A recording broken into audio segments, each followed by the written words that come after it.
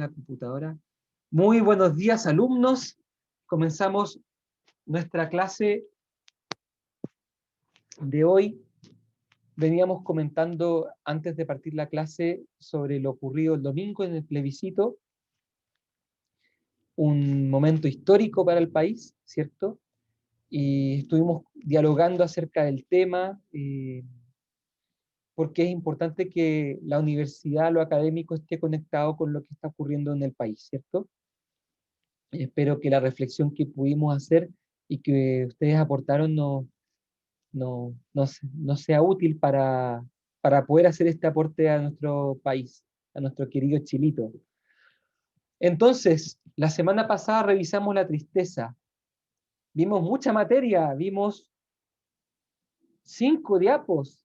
La tristeza en sí misma, las especies de tristeza en 2 diapos. Vimos las causas y los efectos. Qué cansancio, tanta tristeza. Bueno, hoy día vamos a terminar con los remedios de la tristeza y luego vamos a descansar de la tristeza vamos a pasar al irascible, ¿cierto? Entonces, en ese contexto miremos, aquí está el esquema de los afectos, lo pueden ver bien, ¿cierto? Entonces, eh, ya vimos el amor, el odio, el deseo, el rechazo, el deleite, el dolor estamos terminándolo. Cuando estamos hablando ahora de los remedios de la tristeza o remedios del dolor es lo mismo. Y luego vamos a pasar al gran apetito irascible. Entonces, y hoy día tenemos que hablar del trabajo grupal. Mm, what? Yes, nuestro trabajo grupal, que hoy día les voy a contar del trabajo grupal. Que no se me olvide. Entonces, 2 asteriscos ahí. Entonces vamos con los remedios de la tristeza. Esta materia me encanta, así que vamos a... eh,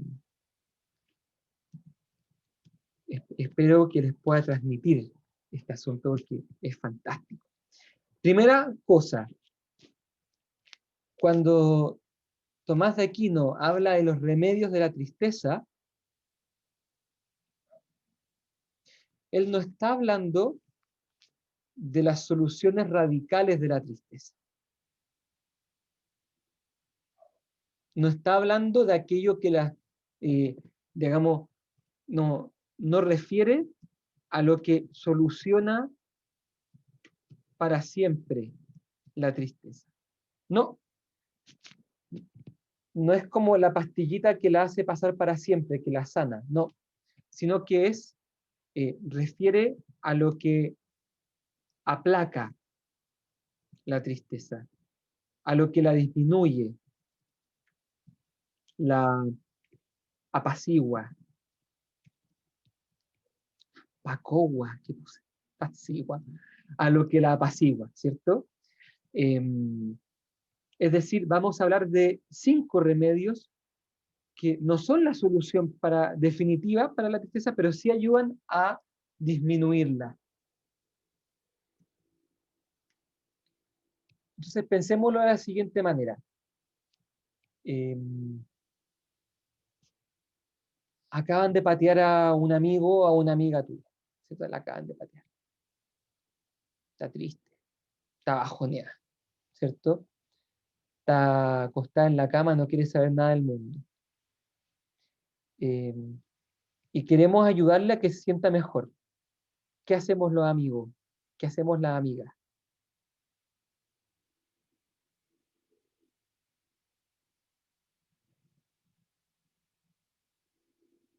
Acompañamos, consolamos. Bien, bien. Acompañamos, acompañar. ¿Qué más?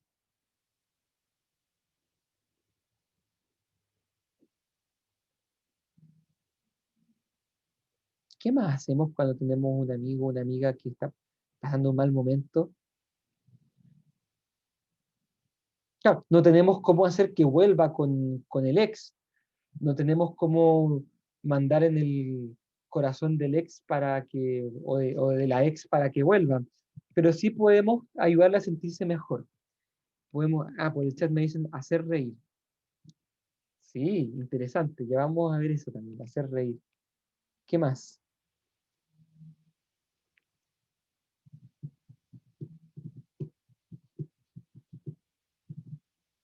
Distraer.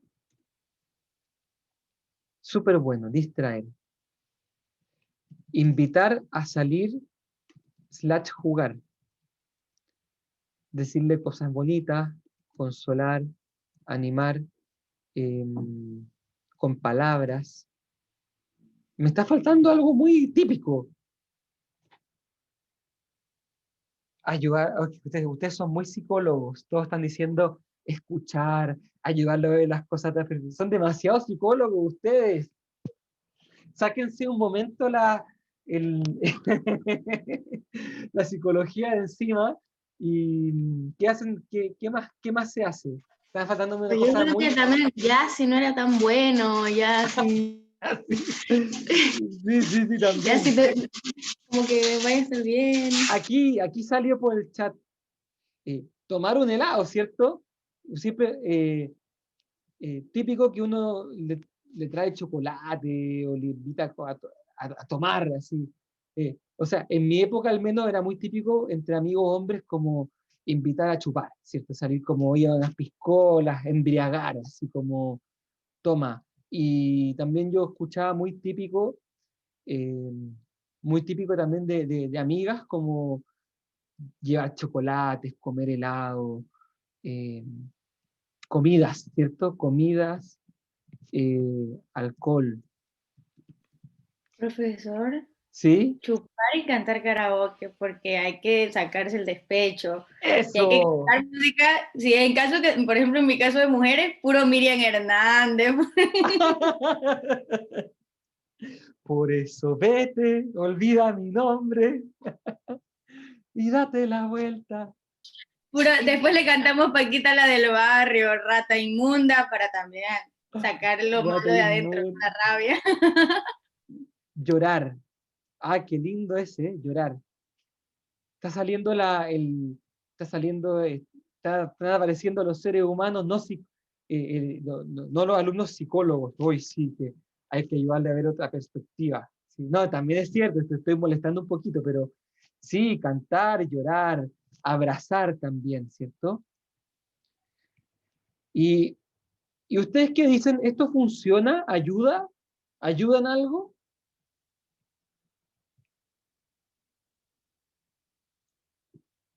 Sí.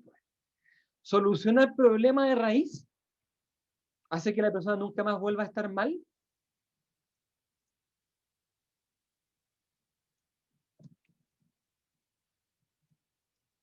No, pues. O sea, digamos, no soluciona el tema de raíz, pero ayuda.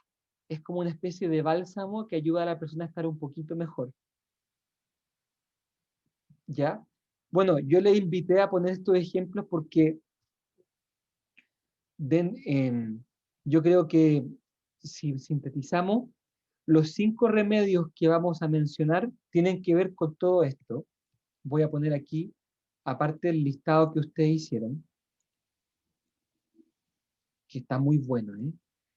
Pero que va mostrando que en el fondo nosotros por sentido común sabemos lo que es ayudar a disminuir la tristeza de los amigos, ¿cierto? Eh, o cuando a uno le ha pasado, qué cosa más rica que lleguen los amigos y te saquen del lugar, te inviten a comer algo rico, te digan, no, si no te merecía, no sé qué. No, y sea verdad o no sea verdad, ¿cierto? Pero a uno se siente mucho mejor, confortado, ¿no? Entonces, vamos a tratar de analizar esto de los remedios de la tristeza, porque de aquí se derivan mucho. Y atención, ¿por qué son importantes? Porque se aplican en la psicoterapia, ¿cierto? En el mismo sentido, no de que solucionen el asunto que me entristece. Quizás yo tenga que ir a enfrentar a mi ex, quizás yo tenga que hacer algo, ¿cierto? O quizás tenga que tener el coraje de dar vuelta a la página, ¿cierto? Eh, pero esto ayuda, ¿cierto? Entonces, primer gran remedio que quizás está escondido detrás de todo lo que ustedes dijeron. ¿Qué puede ser? ¿Cuál puede ser la emoción que es el gran remedio que está detrás de todas las cosas que ustedes han dicho y que de alguna manera es la emoción que uno quiere instalar en vez de la tristeza?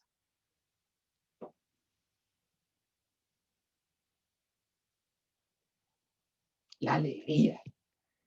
La alegría, sí, la alegría más, es lo más básico. Uno quiere que el amigo o la amiga que está así, haga así, ¿cierto? Que sonría, que se relaje, ¿cierto? Entonces eso se llama deleite, ¿cierto? Digámoslo así, el deleite, o sea, la alegría, es un remedio de la tristeza, ¿cierto? Si es que alguien está muy bajoneado, darle cualquier cosa que le ayude a deleitarse, ayuda a aplacar la tristeza. Y es obvio, porque cuando yo estoy triste, mi cuerpo también entristece. Acuérdense cuando hablamos de la pesadumbre, el cuerpo se pone pesado, el cuerpo se pone duro. Además decíamos que la tristeza daña al cuerpo. Entonces, el deleite es la emoción que por el contrario distiende. ¿Se acuerda que hablábamos de que el deleite dilata, hace sentir más ágil? Entonces, obviamente, una persona que está así, cuando se ríe, se expande. Y eso significa que de alguna manera cancela, es como una especie de contrapeso de la tristeza. Entonces, hay que decir que todo tipo de deleite eh, ayuda a disminuir la tristeza eh, porque instala en el cuerpo un estado contrario. Acuérdense que deleite y tristeza son opuestos. O sea, es muy difícil, digamos. Es difícil pensar que alguien esté muy triste y muy contento a la vez, ¿cierto? Cuando alguien está muy triste, buscamos alegrarle para subirle el ánimo, ¿cierto? Eh,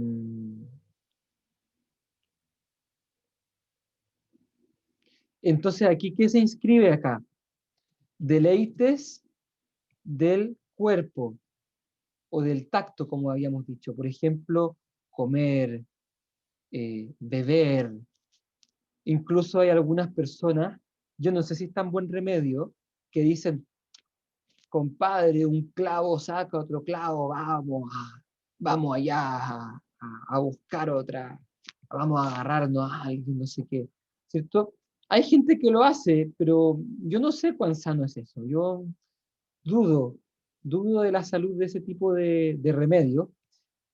Quizás por el rato puede hacer sentir bien, pero no te ayuda realmente como a superar de manera madura la tristeza, ¿cierto? Em, Entonces, deleites del cuerpo, comer, beber, el, chocolates, helados, alcohol, ayudan a pasar el momento, ¿cierto? Tampoco recomiendo yo mucho el tema del alcohol, ¿eh? Pero se usa, ¿cierto? Hay que decirlo. Deleites del alma, ¿cierto? Los remedios psíquicos, por ejemplo, el pasarlo bien, ¿cierto? El cantar, ¿cierto? Y deleites eh, espirituales, como por ejemplo, eh,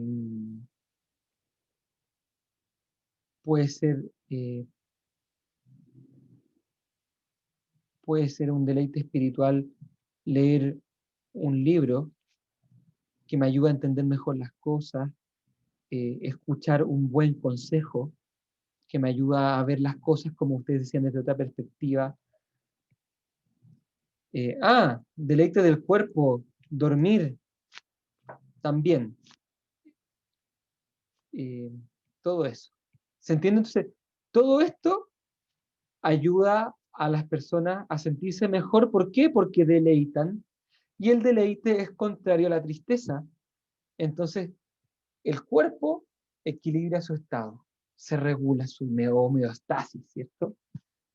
¿Se entiende el primer punto? Ahora, lo que les voy a contar es que los remedios que siguen de aquí en adelante, todos incluyen el deleite. Lo incluyen. Lo que quiere decir que el deleite es la raíz de todos los remedios de la tristeza. O sea, básicamente, dicho de otra manera, todos los remedios de la tristeza tienen que tener algo de deleite para hacer remedios de la tristeza. ¿Cómo vamos hasta acá? ¿Pasamos al segundo remedio? Sí, profe, bien. Ya lo dijeron, ya lo dijo alguien. Llorar. Picar las cebollas finito, ¿cierto? Llorar, y Santo Tomás de Aquino agrega, dice llanto, dice así, la fórmula dice el llanto y los gemidos. O sea, gritar, ¿cierto? ¡Ah! Expresarse, llorar en voz alta, ¿cierto?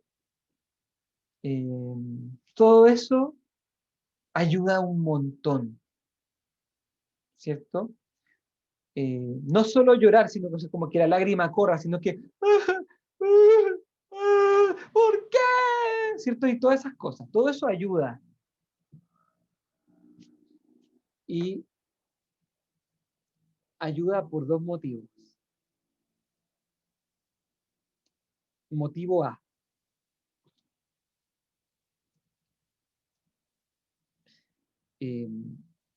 Es natural al ser humano el deseo de llorar, ¿cierto? Y expresar su tristeza. Por lo tanto, darle rienda suelta a este deseo, o sea, cumplir este deseo, es deleitable, ¿cierto? O sea, por así decir, es como, se parece un poco cuando uno tiene ganas de ir al baño, ¿cierto? Si uno se opone, uno está como incómodo, y cuando ya uno se suelta y se permite ir al baño, uno siente un deleite, porque uno como que permite que el deseo natural brote, digamos que fluya. Aquí pasa lo mismo, uno desea llorar. Algunos hombres les dijeron que no había que llorar, que lo menos lloraran. Entonces esos hombres se aguantan, se aguantan. Entonces es como cuando uno quiere ir al baño y se aguanta de ir al baño. Pero cuando uno se atreve a llorar y a expresarse, eh, es muy deleitable. Es muy deleitable llorar. Yo creo que todos hemos sentido eso de que lloramos y como que sentimos un desahogo y uno se siente mucho mejor. Es parecido cuando uno tiene como comió algo que le cae mal y uno tiene ganas como de vomitar y uno, no, es que no quiero vomitar, es que no quiero vomitar. Entonces dice, vomita, vomita. Y uno vomita, se siente pésimo mientras vomita, pero después uno siente como, ay, qué alivio. Esto es parecido. Digamos, naturalmente, el ser humano cuando está mal desea llorar. Incluso gritar, gemir, ¿cierto? Y cuando le damos rienda suelta a eso, pucha, qué rico. Pero hay un segundo motivo, eh, que yo lo encuentro genial, y que es el siguiente, se lo necesito explicar bien. Cuando una persona está triste, ¿dónde tiene puesta su atención? ¿En, en qué mantiene sus pensamientos? Normalmente. En lo que le hace triste. Exacto. La persona triste suele sentirse atraída hacia los pensamientos tristes. Sí, típico que la persona que la patearon está todo el rato pensando en su ex. Típico que la persona que sacó una mala nota está todo el rato pensando por qué me saqué la mala nota, por qué me pasó. ¿Cierto? Es como que la persona se enfocara en lo negativo. Cuando uno logra llorar o gemir, expresarse hacia afuera, eh, se lleva la atención hacia afuera. De alguna manera, lo voy a decir de una manera más amplia. Quien está triste enfoca su atención a los pensamientos tristes, que son interiores, ¿cierto? Hacia adentro. Está ensimismado el triste. Está callado, está para adentro. Al llorar, necesariamente la atención sale hacia afuera, hacia las sensaciones del rostro, de la garganta. Y entonces, ¿qué ocurre? Los pensamientos negativos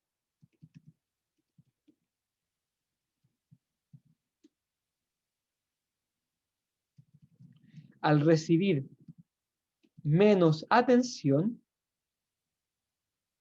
son percibidos como menos negativos. ¿Qué tal esta? ¡Qué bonita! Efectivamente, esto, como alguien muy bien dijo, esto es una forma de distracción. Porque el triste está muy ensimismado para adentro, quejándose interiormente, victimizándose, pensando en lo que pasó. Cuando sale hacia afuera, nosotros le decimos a la persona triste, saca afuera, ¿cierto? Saca afuera lo que tienes. Saca para afuera, y de repente lo que saca para afuera y que lo cuenta y sale de su ensimismamiento, ahora se ve menos grave. Aparece como más chiquitito. Y esto es obvio porque cuando yo enfoco mi atención mucho en una cosa es como que le pongo Full HD a un tema. Cuando miro otras cosas, este tema que me aquejaba lo veo como en un contexto más amplio. Ya no lo veo como la única cosa. Y entonces se sigue viéndose mal, pero menos. ¿Me explico?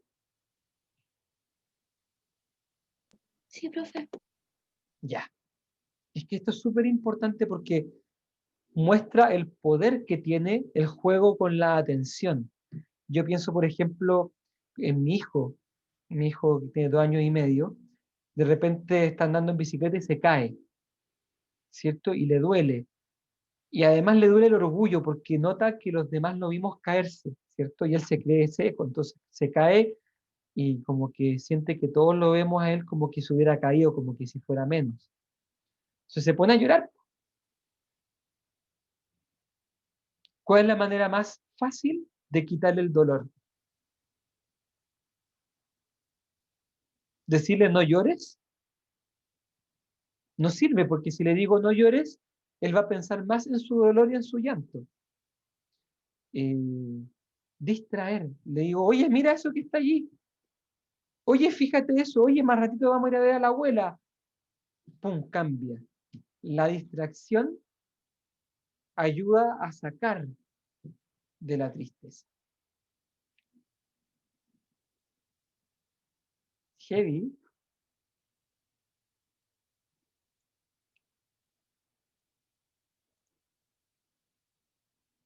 Por eso es que el llanto y los gemidos son tan eficaces.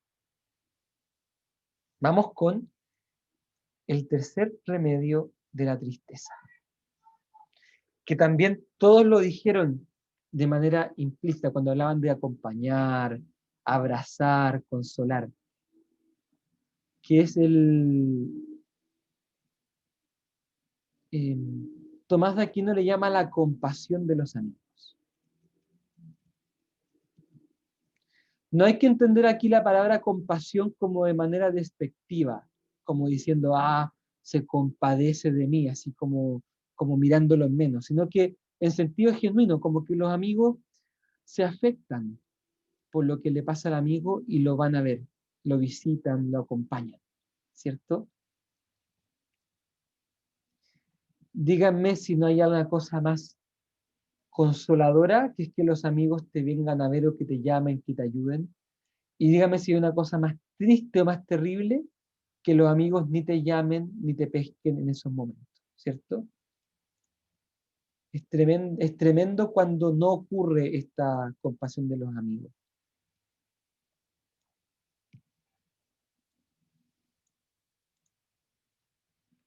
¿Cierto? Pero cuando ocurre, fijémonos en cuando ocurre.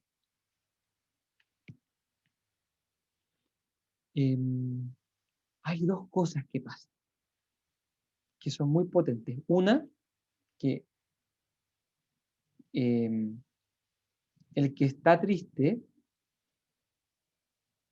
comparte su carga con los amigos.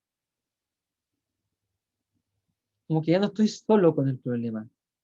Somos varios a los cuales nos afecta el problema. Entonces, como que el problema es más fácil llevarlo entre varios que yo solo. Como que mi mochila de 20 kilos, al compartirla con los amigos, es como que ellos también, ya, pásame 5 kilos, ya, pásame otros 5 kilos. Esto es psicológico. Uno imaginariamente, esto ocurre imaginariamente, ¿cierto? Que aquello que a uno le afecta al ser compartido por los amigos es como que se siente más ligero.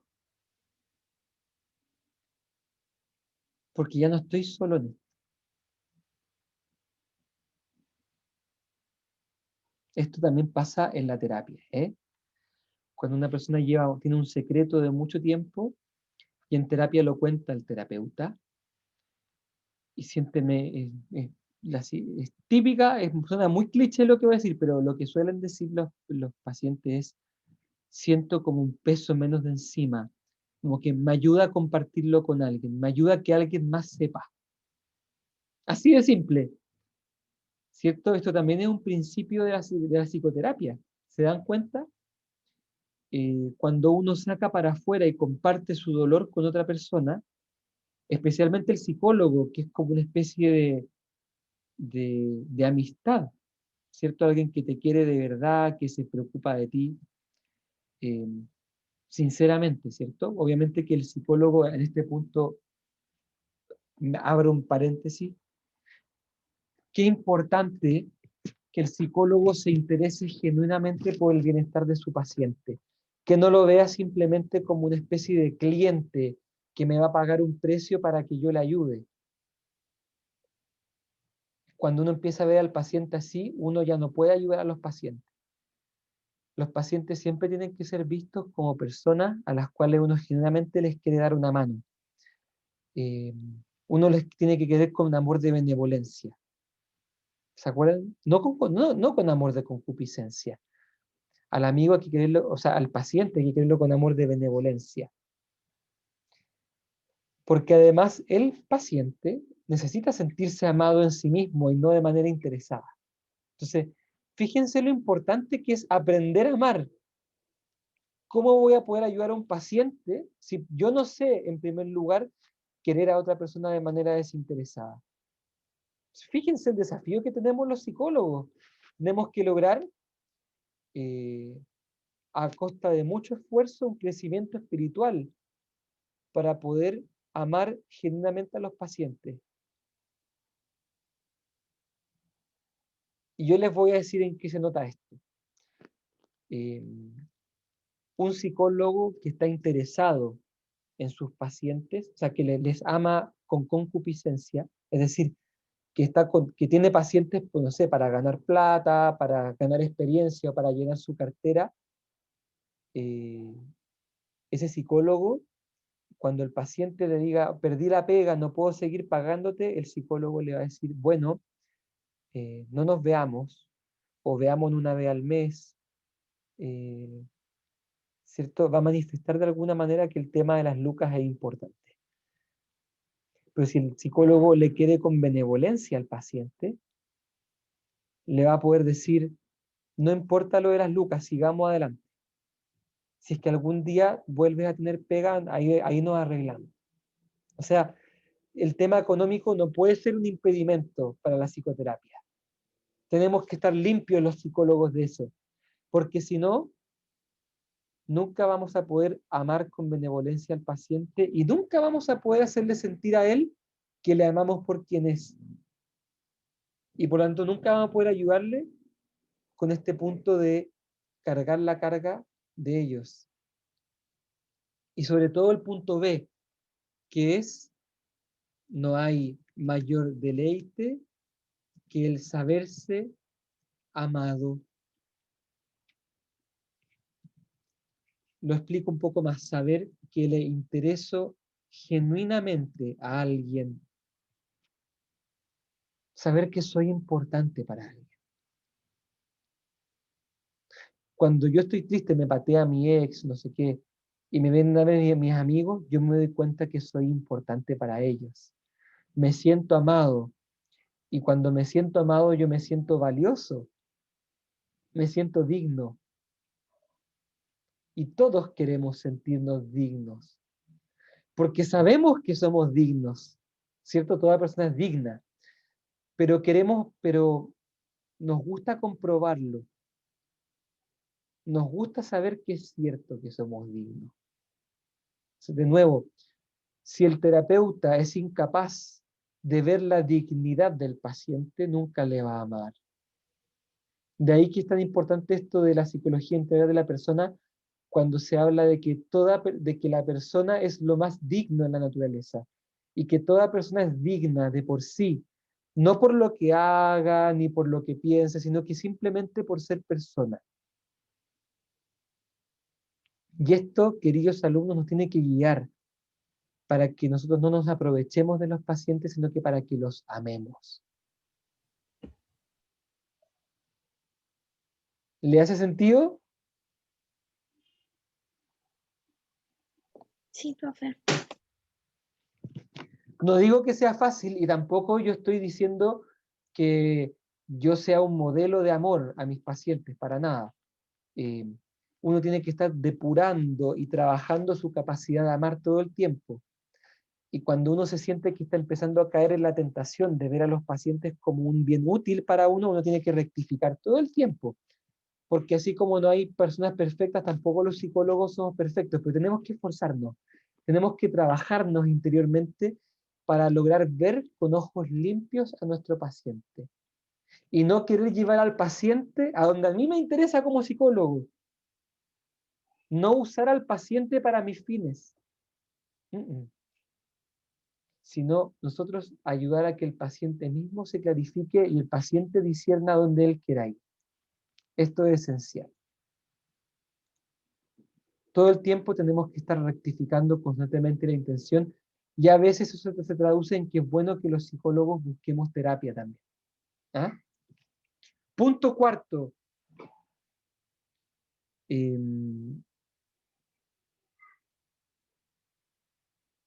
Este es muy bonito como le llama Tomás de Aquino, le llama la contemplación de la verdad. Este es precioso. Cuando uno escucha esta palabra, la contemplación de la verdad, suena como una cosa, como que te iluminó, así te apareció un ángel. No es eso, no es eso la contemplación de la verdad. Acuérdense que cuando revisamos el odio, vimos que había un odio que era un odio a la verdad. ¿Se acuerdan? Que implicaba como no querer aceptar las cosas como son, que implicaba rebelarse ante la realidad. La contemplación de la verdad significa mirar las cosas como son, usando nuestra razón, usando nuestra sabiduría espiritual.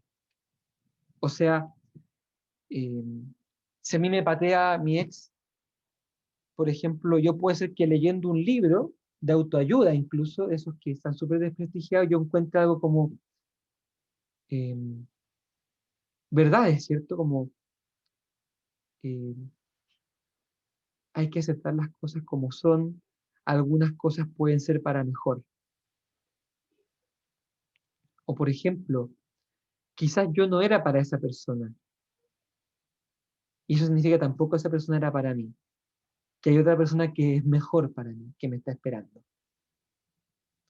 O por ejemplo, entender al contemplar la verdad que eh, tengo que aprender a ser feliz solo. Para ser feliz no necesito ni tengo que depender de estar con alguien. ¿Se entiende? Contemplar la verdad significa mirar las cosas con profundidad. En esta línea, actividades que ayudan. Los consejos de los amigos. Libros, o sea, lecturas, reflexionar. Algunas personas reflexionan, por ejemplo, subiendo un cerro. La soledad ayuda un montón, estar solo para poder pensar y mirar las cosas. Y aquí agrego la psicoterapia.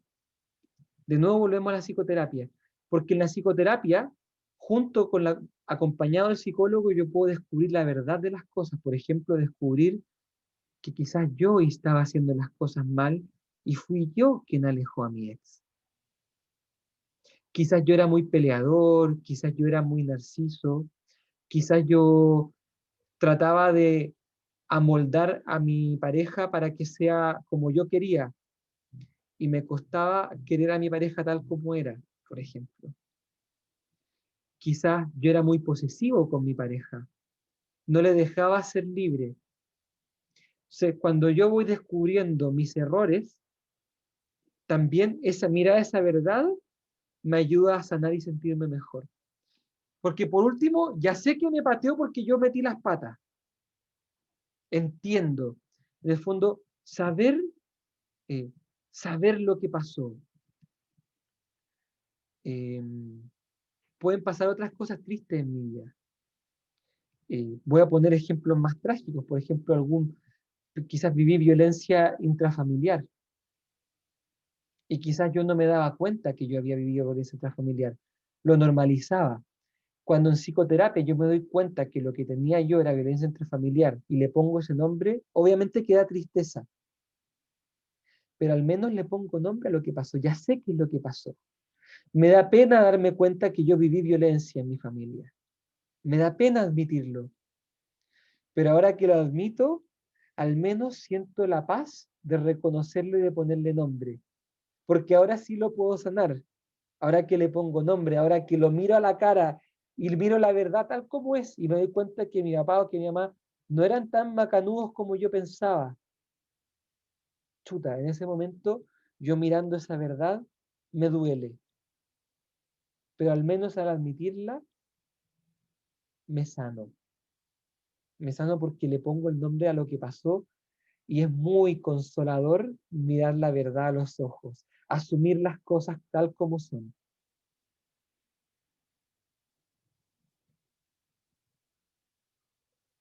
Qué profundo y qué lindo. Por eso es que el psicólogo tiene que ayudar a los pacientes a alcanzar el conocimiento verdadero de los pacientes de sí mismos, que ellos puedan conocerse de verdad, que ellos puedan saber la verdad de la que pasó y de su vida.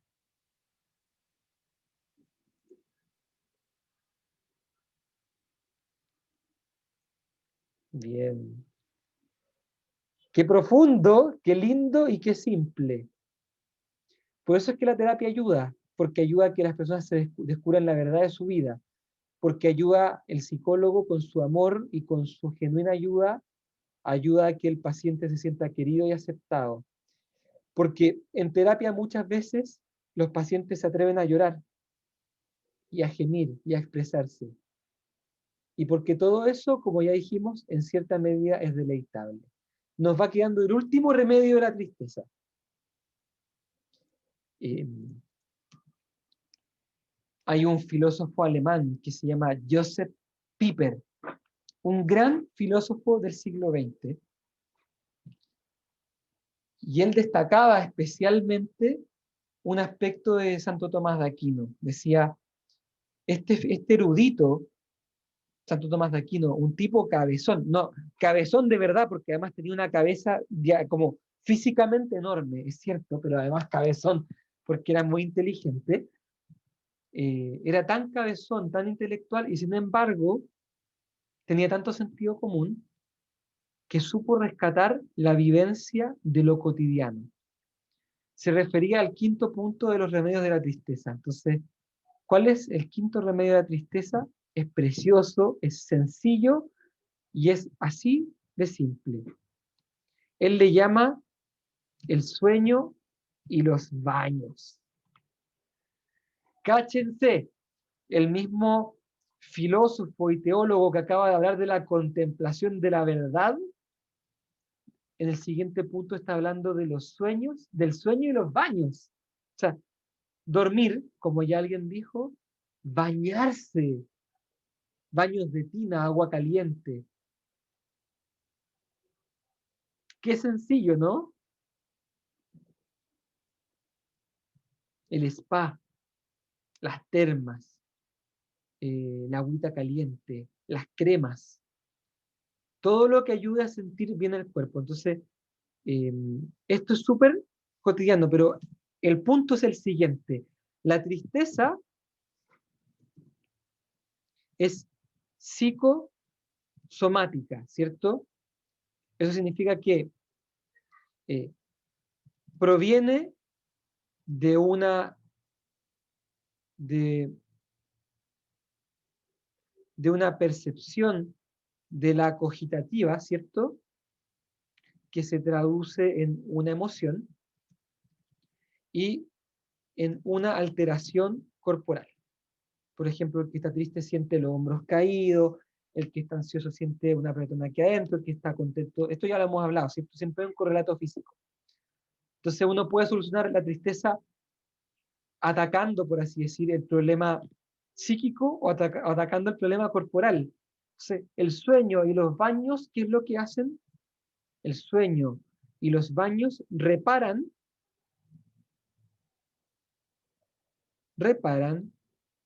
el cuerpo. Y reparando el cuerpo, alivian el dolor. Es como indirecto. Sano el cuerpo o hago sentir bien al cuerpo para que eso altere mi psiquismo. De ahí que, por ejemplo, el padre Hurtado, eh, un gran personaje, bueno, sacerdote, pero también un político chileno del siglo pasado, muy importante, ¿cierto? Decía que había que sonreír, reír siempre, aunque uno esté triste, porque el hecho de forzar la sonrisa puede generar un estado de ánimo mejor. Interesante, ¿eh? O sea, yo me esfuerzo físicamente y hay un cambio interior. Entonces Como, aquí, perdón, como fake it until you make it. ¿Qué se dice? Que es como fíngelo hasta que como que te salga solo. ¿Cómo perdón de es? nuevo. Ay, como que no se había escuchado eso que decía como fíngelo hasta como que te salga solo, como Sí, natural. uno lo hace forzadamente, hasta que por forzar el cuerpo, como que el alma también reacciona.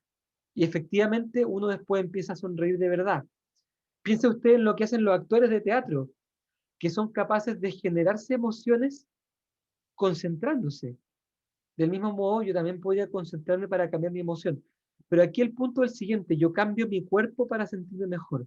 Con el sueño, ¿cierto? Cuando uno duerme, se restaura el cuerpo. Es como que se resetea el cuerpo. Pasa lo mismo con los baños, ¿cierto? El agua calentita y todo eso distiende los músculos, relaja.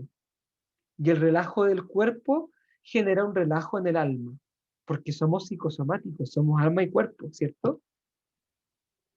Pero hay otros remedios que Santo Tomás no explicó, pero que hoy día conocemos a la luz de los avances, como por ejemplo el deporte. El deporte también es forzar el cuerpo para que generen endorfinas y yo me sienta mejor de ánimo. Por lo tanto, también el deporte entra en la categoría de los remedios de que podríamos llamarle alterar el cuerpo para producir un cambio en el alma, ¿cierto? El deporte. Por eso es que muchas de las terapias para la depresión implican decir al paciente, trota todos los días media hora, o haz bicicleta, haz algo porque eso te va a ayudar a sentirte mejor. Y no solamente el deporte, el sueño y los baños. ¿Qué otro tipo de cosas podemos hacer o existen que cambian el cuerpo y cambiando el cuerpo nos hacen sentir mejor? ¿Qué se le ocurre?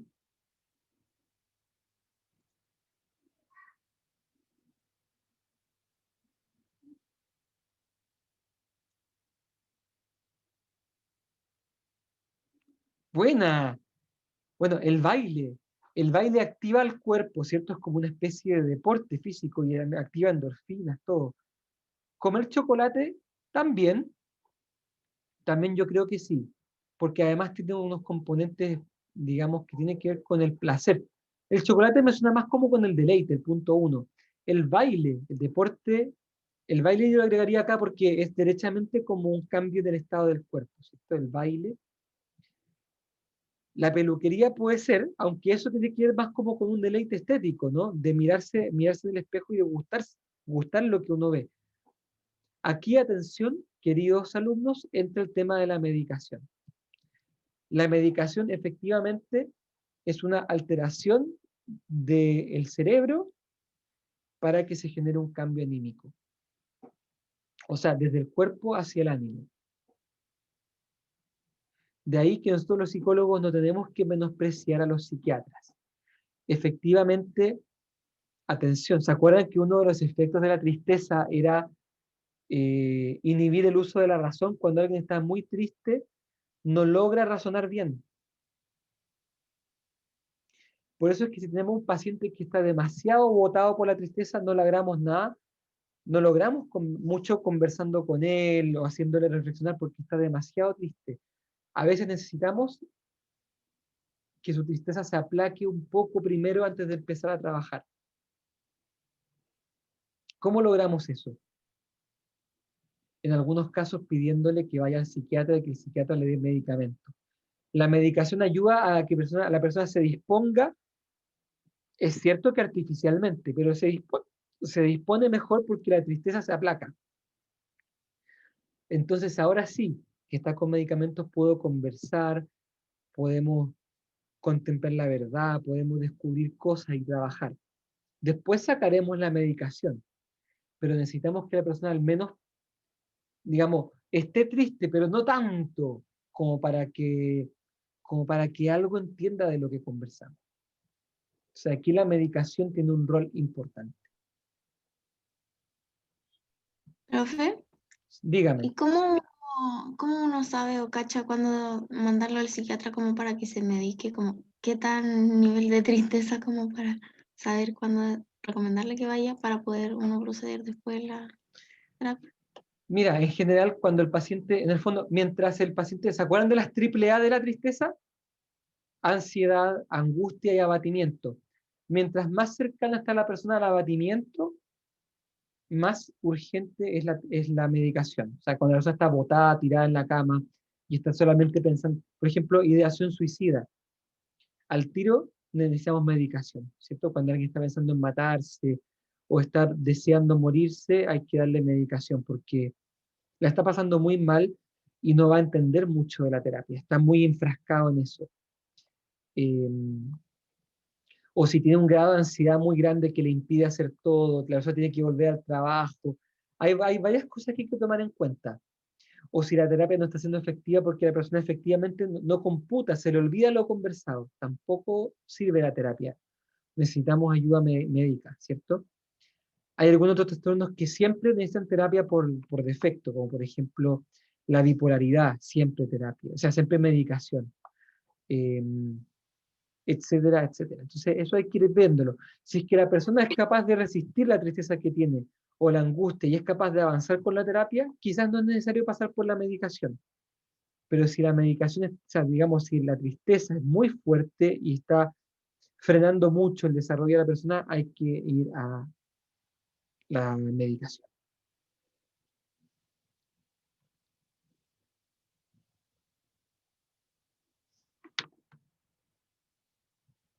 Dudas, preguntas, consultas, comentarios.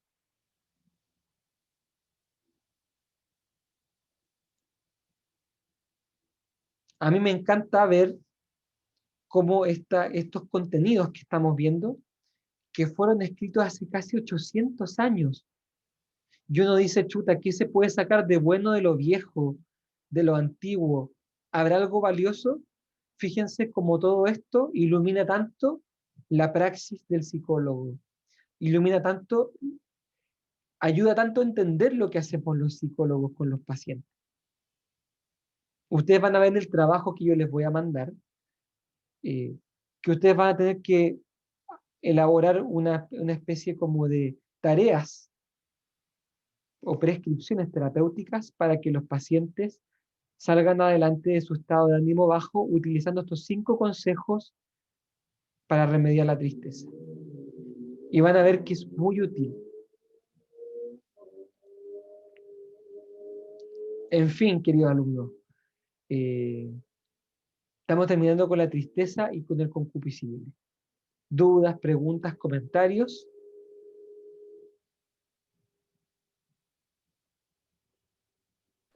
No, profe, todo bien. ¿Todos Yo están tengo pidiendo? uno.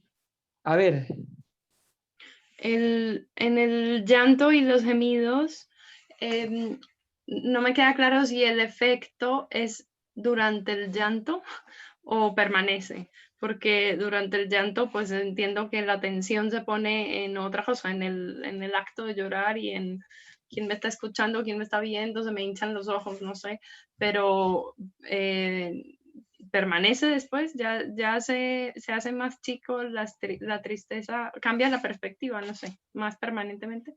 ¿qué dice el público? ¿Después de llorar uno se siente mejor o uno vuelve a sentirse igual de mal que al principio?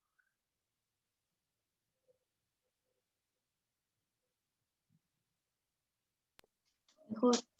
Mucho mejor. Hay un cambio permanente eh, que puede ser definitivo incluso. Hay algunas penas que se pasan solamente llorando. O sea, uno lo llora bien llorado y después se acaba para siempre. A mí me ha tocado alguna vez acompañar a pacientes a llorar cosas antiguas que nunca habían llorado. Por ejemplo, una paciente que se murió su papá y no había podido nunca llorarlo porque tuvo que ser como el pilar de los hermanos y no sé qué. Y después de mucho tiempo en terapia logró llorar lo que no había llorado hace mucho tiempo atrás. Y lloró así como niño chico, se llenó de moco, lloró, lloró, y sanó para siempre la herida de la muerte de su papá. Así de profundo. Ya. Sí, mi pregunta va sobre todo a, yo también lo he vivido en primera persona, pero sobre todo a que ¿es por el acto de llorar o es porque la otra persona te escuchó, porque te hizo reír o porque tal? Pero bueno, no, Todo sí me queda claro. junto, todo Ujú. junto, pero el llorar en sí mismo ya vimos aquí que es terapéutico porque ayuda, como decíamos, sacar la atención de esa cuestión que uno ve tan grave adentro, y al llorar y volver a ver lo que uno estaba mirando antes, se ve como en un contexto más amplio, se cambia la mirada de aquello, cambia la mirada de lo triste. Ya, ok, gracias. Ya, pues, dejamos hasta aquí, voy a cortar la grabación, reanudar. Bien, queridos alumnos, después de este rico alto de sabor, de descanso, estos 12, 13 minutos, volvemos para seguir con nuestro itinerario. Hemos terminado el concupiscible. A ver si se los puedo mostrar donde aquí está. Y el concupiscible nos acordamos, ¿cierto? Es el apetito que mira al bien en sí mismo, tal cual, sin apellidos, sin agregados. Mira al bien, tal como es, ¿cierto? Simplemente al bien. El irascible, en cambio, mira al bien arduo, al bien difícil. Y esta distinción hace que todo sea distinto. Entonces, vamos con el irascible. Introducción al irascible. Entonces, primero que nada, como acabo de decir, mientras que el concupiscible, esto es un repaso de algo que ustedes ya saben, mira el bien a secas, ¿cierto? El bien. El irascible mira al bien en cuanto arduo, o sea, en tanto difícil de conseguir. Podríamos decir que el concupiscible mira al bien y el irascible mira a la dificultad.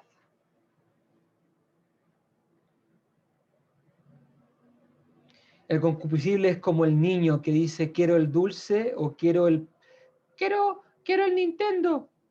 No, Nintendo quizás es viejo, ahora están otras consolas, ¿cierto? Está el PlayStation, no sé cuántito. En mi época era el Nintendo, ¿cierto? Quiero el Nintendo. Y bueno, y los papás se quedan ahí viendo las cuentas, chuta, de cuánto cuesta el Nintendo, nos va a dar, no nos va a dar, tenemos que endeudarnos, ¿cierto? El concupiscible es como el niño que mira al dulce y el irascible es como los papás que sacan las cuentas, ¿cierto? Mira hacia lo difícil.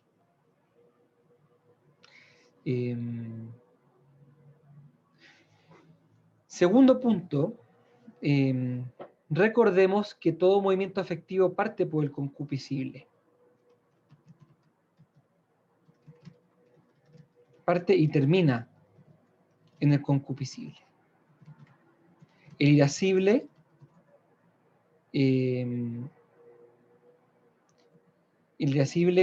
viene en ayuda del concupiscible. Tal como los papás salen en ayuda del niño y sus deseos. Entonces, partimos por el concupiscible, el irascible evalúa y ayuda y terminamos en el concupiscible. O bien puede pasar que partamos en el concupiscible, sigamos el irascible, supuestamente terminemos en el concupiscible, por ejemplo, con tristeza, pero el niño entonces se enoja. Los papás nos enojamos también con el resultado y conseguimos otra cosa. Siempre, si se fijan bien, el irascible siempre está entre medio de dos concupiscibles. Es como el jamón del sándwich. El concupiscible son los panes y el irascible es la hamburguesa. O sea, siempre partimos por el concupiscible, terminamos el concupiscible y el irascible siempre está entre medio.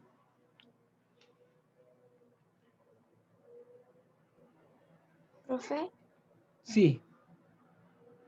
Es que sí sé que igual como un poco esto del irascible y el concupiscible, pero es que como que no entiendo tanto cómo entenderlo. Es como un ente, como un lugar, el irascible, el concupiscible es como, no sé, ¿cuál es el nombre en donde se encaja eso del Perfecto. irascible? Vamos a volver un poquito más atrás.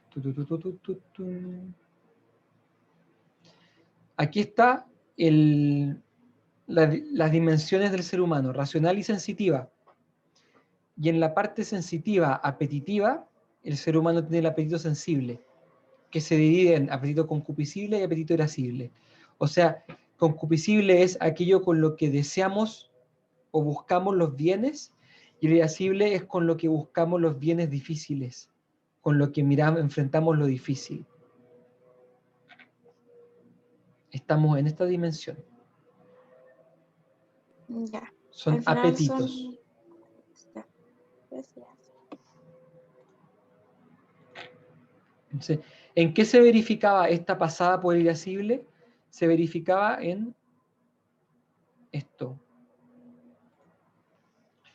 Que pasamos de amor-odio, deseo-rechazo, y no terminamos en deleite y dolor sin antes pasar por el irascible. Acuérdense que pasamos por acá y terminamos acá. Se cumple que es concupiscible el que parte, pasamos por el irascible y terminamos en el concupiscible. Ese es el movimiento afectivo completo. Y en algunos casos, como les decía, si terminamos en dolor, podemos pasar a la ira, nos enojamos y después volvemos aquí al deleite dolor.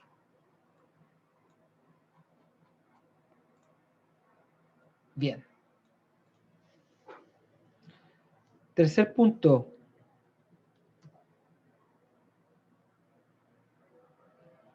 Todo afecto del irascible implica una comparación, un cálculo. Porque estamos frente a algo difícil, un bien arduo. Es como, recién yo ocupé la comparación de los papás, que es cierto que el niño dice, quiero no sé, papás, quiero que para mi cumpleaños me inviten a comer al McDonald's. Ya. Entonces,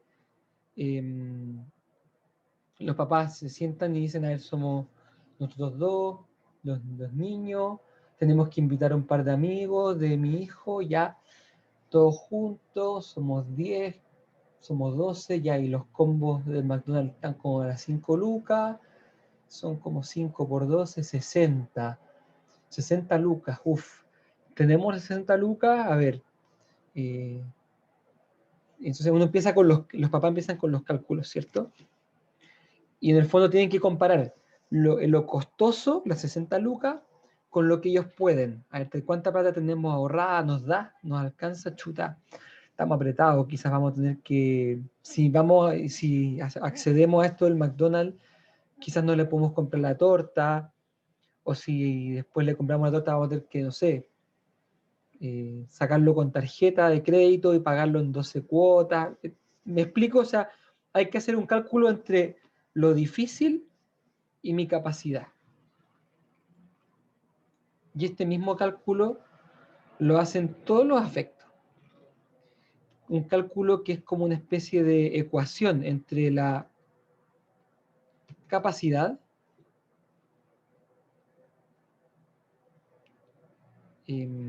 partida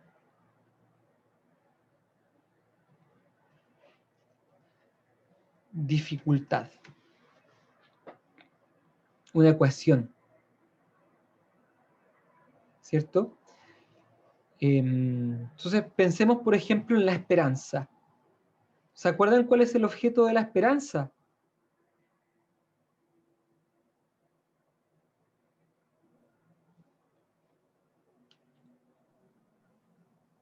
¿Qué es lo que la cognitiva tiene que percibir para que surja la esperanza? Era un bien arduo, difícil de alcanzar, ¿ese? Bien arduo, futuro. Futuro. Posible. Bien arduo, futuro y posible. 4 cosas. Fíjense que eso significa que primero hay un cálculo de que eso es arduo, es difícil. Y después, dependiendo de mi capacidad o de mi poder,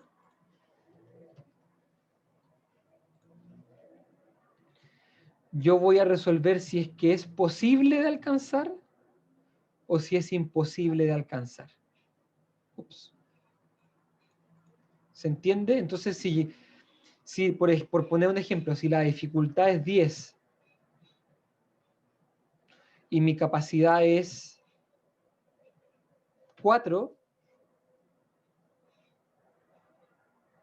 yo voy a sentir que es imposible o muy difícil. Y por lo tanto, en vez de sentir esperanza, voy a sentir desesperanza. El contrario. Pero si mi capacidad, mi poder fuese de 15 y la dificultad es de 10, voy a sentir que es posible, ¿cierto? Porque es difícil, pero yo puedo 15. Entonces, fíjense que el irascible implica un cálculo en el que se comparan dos términos, capacidad versus dificultad.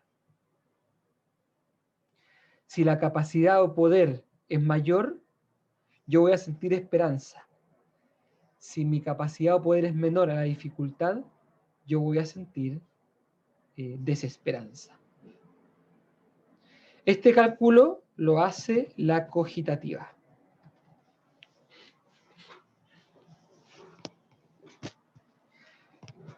Fíjense la complejidad del psiquismo humano.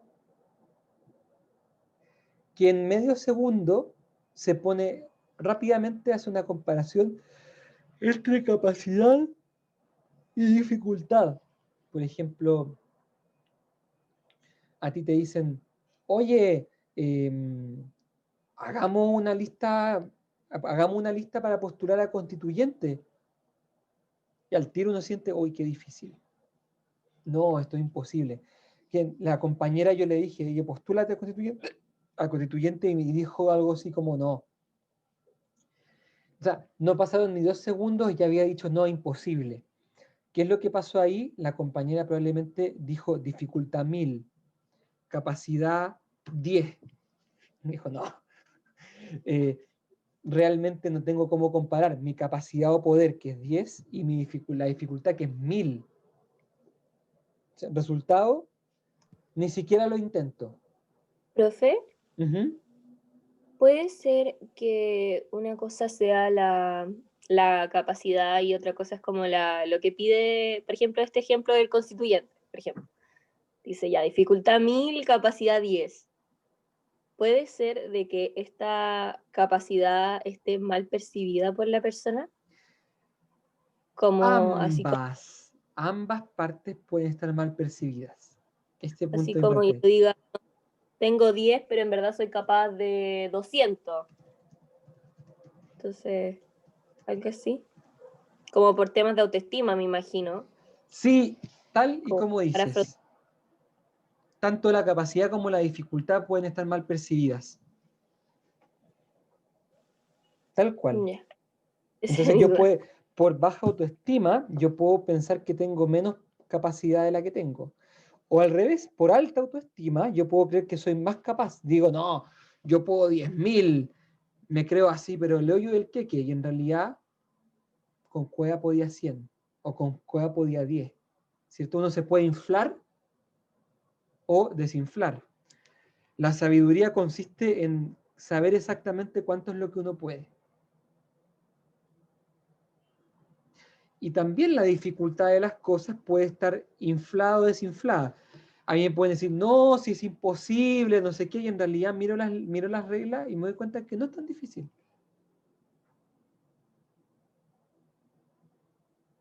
¿Se entiende? Sí. Es muy bueno tu punto porque en terapia uno puede discutir con los pacientes tanto su capacidad verdadera como la dificultad verdadera de las cosas.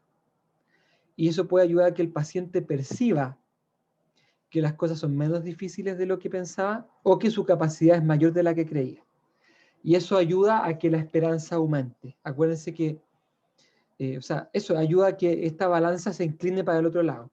Si alguien que llega a terapia diciendo, no, si a mí nunca me van a pescar, yo no tengo ninguna cosa encantadora, soy súper tímido, soy fome.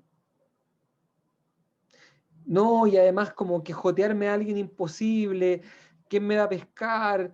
¿Quién va a querer salir conmigo? Es imposible, es una cosa muy lejana. No, imposible, 1000. Normalmente tú empiezas a hablar, oye, pero hay herramientas con las cuales la dificultad puede disminuir. ¿Cómo qué herramientas? No sé, pues tú puedes acercarte a alguien hoy día por redes sociales, te puedes acercar por aplicaciones. Conozco gente que conoció a su esposa y a su esposo por Tinder. Eh, no solamente se usa Tinder para salidas como esporádicas, sino que incluso algunas personas lo ocupan para conocer de verdad a alguien. Entonces, chuta, parece que la dificultad no es 1000, es cosa de bajarme una app, hacerme un perfil. Chuta, ya no es 1000, es 10. Y mi capacidad, chuta, es que yo soy tan tonto, soy tan fome. Oye, ¿estás seguro? Pero mira, a ti te encanta, no sé, po, el arte. ¿Cómo no va a haber alguna persona que también le guste mucho el arte? Obvio que vaya a encontrar a alguien. Ah, y si le gusta, y si a ti te gusta el arte y conoces a alguien que le gusta el arte, van a encontrar ahí una conexión. Ah, chuta, entonces quizás yo no tengo 10, quizás yo soy 15. Oye, pero además tú eres simpático, tú eres buena onda, eres inteligente, eres capaz de tener empatía por el otro, quizás tenés 20. ¿Ah, en serio? Sí, pues. Fíjense que rápidamente la ecuación cambió, la capacidad subió a 20 y la dificultad bajó a 10. Ahora ya no siento desesperanza, sino que siento esperanza.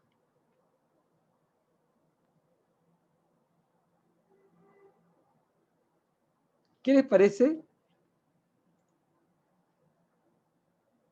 En todo afecto del irascible ocurre esta comparación. Capacidad / poder partido por dificultad. Y es increíble porque la cogitativa lo hace muy rápidamente. ¿Cierto?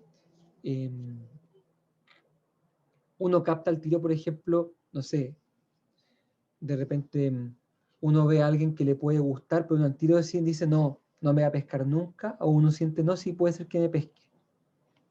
Y eso no es que uno lo piense mucho, sino que uno como que lo saca como de guata rápido, ¿cierto?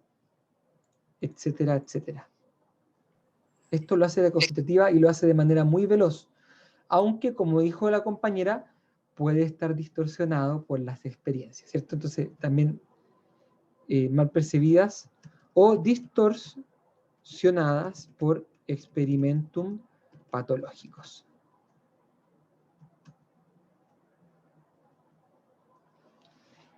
¿Cómo vamos hasta acá? ¿Preguntas, consultas, dudas?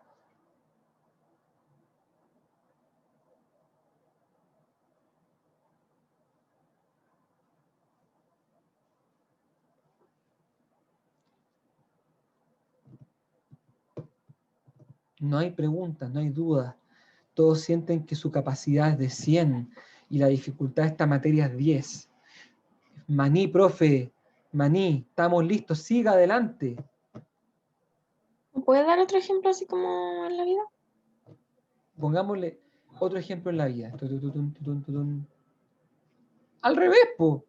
Si ustedes son capaces de sobra, alumnos, pongan usted un ejemplo.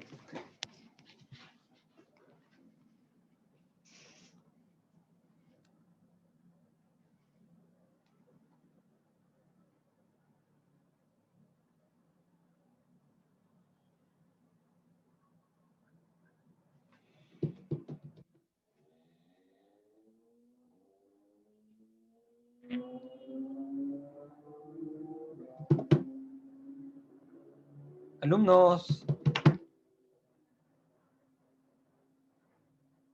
estudiantes,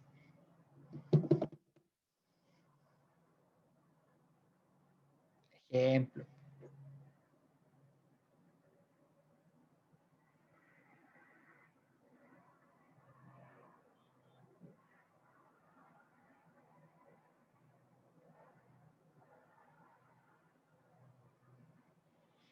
Perdón, pero te dicen, no sé, hay que leerse 50 páginas para la próxima semana. Y uno dice, ¡ay, 50 páginas, qué difícil! Pero después te dicen, no, pero son 50 páginas, pero como en letra grande, con harto espacio, y además el libro es súper dinámico. Ah, al tiro baja la dificultad, ¿cierto? Ah, quizás no es tan difícil. Y si además alguien te dice, oye, si tú vas al colegio te leí ahí 100 páginas, o si te dicen, no sé, oye, la semana pasada leíste 100 páginas, estas son 50 páginas y es de un libro mucho más amistoso. Ah, ya, entonces yo soy capaz. Si ya lo hice una vez, puedo ser capaz de hacerlo de nuevo, ¿cierto? ¿Me explico? Profe, ¿y esta comparación es tanto comparación con la experiencia anterior y tanto con otras personas? Sí, ¿O solamente con? es una comparación en la que uno, en el fondo, de manera, mide su propio poder. ¿Cuán capaz soy? Y eso uno puede ganar poder o capacidad de muchas maneras. Una de ellas es comparándose con los demás. Por ejemplo, saber que uno es el mejor del curso en algo te puede hacer sentir poderoso.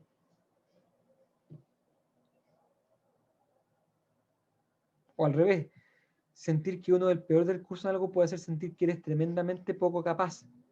Y no estás dándote cuenta que quizás eres el que tiene peor nota del curso, pero en comparación con mucha otra gente eres mucho más inteligente. ¿Se entiende? Alguien tiró por el chat una talla, lo hizo perfecto. Esta pregunta es muy difícil para mi capacidad, prefiero abstenerme. Ahí puso un ejemplo en sí mismo. Muy bien. Un ejemplo es con la lectura, otro ejemplo es con el deporte. Alguien te dice, ya, empecemos a ir al gimnasio. Ay, no, qué lata, qué difícil. No, no tan difícil, son 40 minutos. No, pues es caro. No, pero mira, este gimnasio es súper barato. Tenés que pagar como 5 lucas mensuales. 5 lucas mensuales, son 40 minutos. Oye, pero 40 minutos. No, pero mira, no es que tú partas al tiro con lo difícil, sino que hacen un plan contigo, tú vas como partiendo de lo que te sale fácil hacia lo difícil. Sí. Profe, ¿Sí? es que se puede dar de manera diferente, por ejemplo, que la persona, a pesar de creer que su capacidad es menor, lo haga igual. Porque, doy un ejemplo, lo que pasa es que cuando partió la pandemia me propuse hacer ejercicio. Y yo me acuerdo que dije, ya, 0 capacidad, o sea, la dificultad 100 y capacidad 10. Entonces, bueno, como que empecé y a medida que empezó a pasar el tiempo, mi percepción de la capacidad empezó a cambiar, porque me di cuenta que sí podía y que en realidad a medida que uno va como ejercitando, se hace más fácil. Entonces, yo siento que uno igual, a pesar de como tener esos cálculos, puede que uno se aventure igual y en el camino, cuando uno está realizando la acción, empiezan a cambiar los cálculos y uno se da cuenta que a veces está equivocado respecto a su capacidad. Si te aventuraste, fue porque tenías algún grado de esperanza que se podría quizás lograr, aunque sea pequeño. Nadie hace algo creyendo que no lo va a lograr.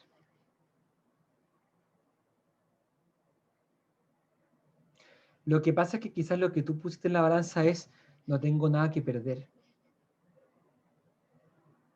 Y cuando no hay nada que perder, la dificultad deja de ser importante.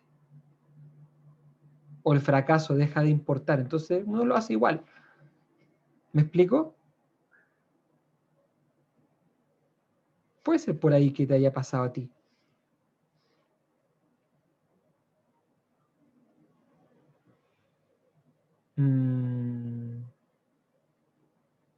Entonces, interesante este punto porque decíamos que hay cosas que ayudan a aumentar la capacidad, la percepción de capacidad o poder.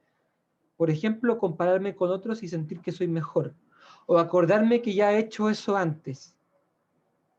Me acuerdo que una vez estaba con 2 amigos haciendo una travesía en la selva de Perú, para llegar a Machu Picchu.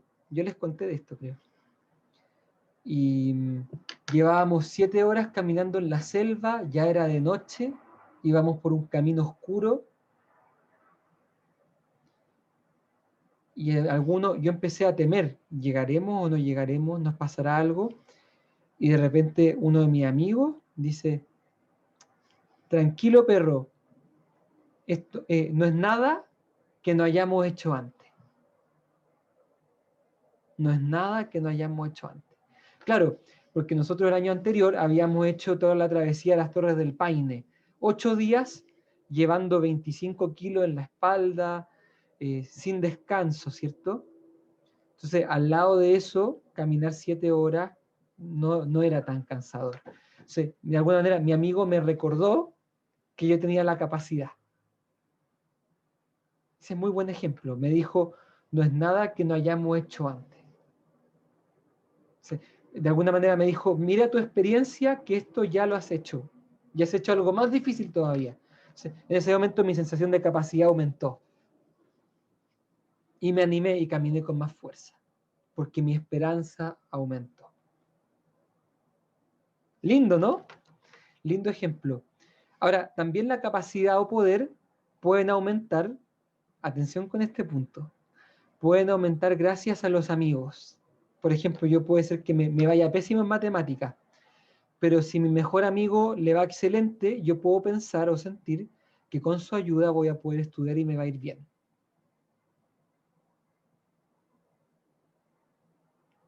O volviendo al ejemplo del McDonald's, yo puedo sentir que 60 lucas son difíciles de pagar, pero si pienso que en realidad los amigos de mi hijo que van a acompañarnos, sus papás también van a ayudar con plata, entonces como que la ayuda de los demás hace que yo tenga más poder o capacidad.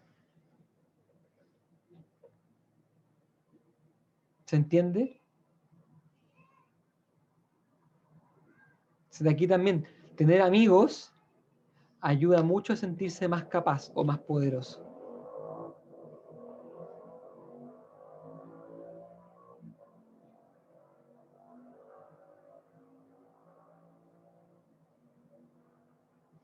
Dudas, preguntas, consultas.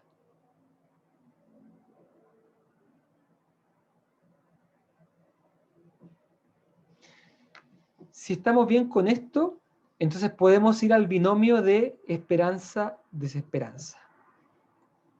Porque ahí lo que vamos a hacer es aplicar esto mismo. Oh, parece que hay un temblor en this moment. Yo estoy en un piso 15. Ya, esperanza, desesperanza. Han habido temblores peores. Tatán. Y no se ha caído el edificio. Estoy aplicando en la materia. Hoy por suerte lo sentí. Oh, se está sintiendo con todo. Han habido terremotos peores. Y no se ha caído el edificio. ¿Viste? Estoy aplicando la materia. Lo estoy aplicando, me estoy calmando, ¿cierto? Vamos, binomio, esperanza, desesperanza. Entonces, primera cosa, estamos todos ahora con el temblor, la atención, todo se viene al temblor. Hoy día dicen que hubo como un temblor en la madrugada. Chan, chan, chan. Y aquí ya se detuvo el tembleque.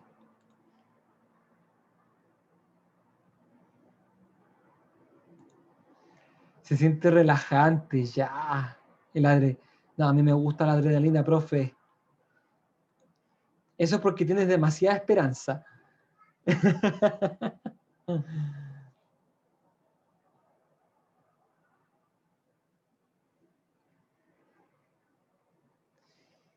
Bueno, aunque habría que decir que esto que acabamos de vivir ahora tiene más que ver con el binomio temor-audacia, ¿cierto? Ahí lo vamos a analizar, pero el binomio esperanza-desesperanza. Vamos con este binomio. Entonces, ¿cuál es el objeto? Ya lo dijimos, un bien arduo, futuro, que es posible de obtener en el caso de la esperanza. ¿Cierto? Entonces, el cálculo, ¿cuál es el cálculo? Poder mayor a la dificultad. Siempre de cara al bien, mirando al bien. ¿Cuán difícil es obtener un bien?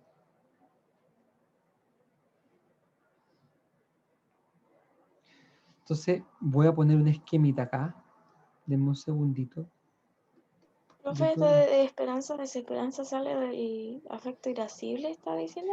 Sí, aquí en el primer binomio de la irascible es esperanza versus desesperanza. Ya. ¿Se ve bien? ¿Lo ven? Vamos a trabajar este. Esperanza versus desesperanza. ¿Sí? ¿Cuál es el cálculo? Mi poder es mayor a la dificultad del bien. ¿Sí? Pensemos aquí en bienes arduos. Bienes arduos. Pongamos ejemplo. ¿Cuáles son los bienes arduos?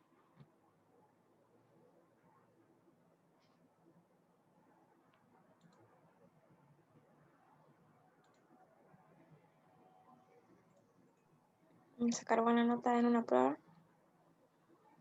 Estudiando mucho. Sacar una excelente nota.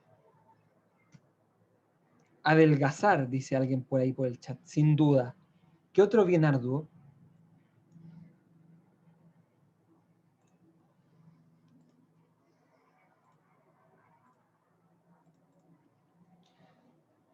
Subir un cerro. Ah, tocar una canción difícil. Siempre cuando tú sientas que es difícil para ti, porque si tú te sientes seco, vas a decir, ah, fácil, ¿cierto?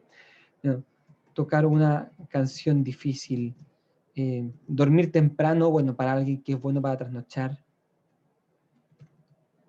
Aunque en general dormir no se considera un bien arduo, ¿eh? Se considera más bien una cosa como que está más a la mano de todo el mundo. Subir un cerro, comprar una casa, son cosas arduas, ¿no? Hacer un posgrado.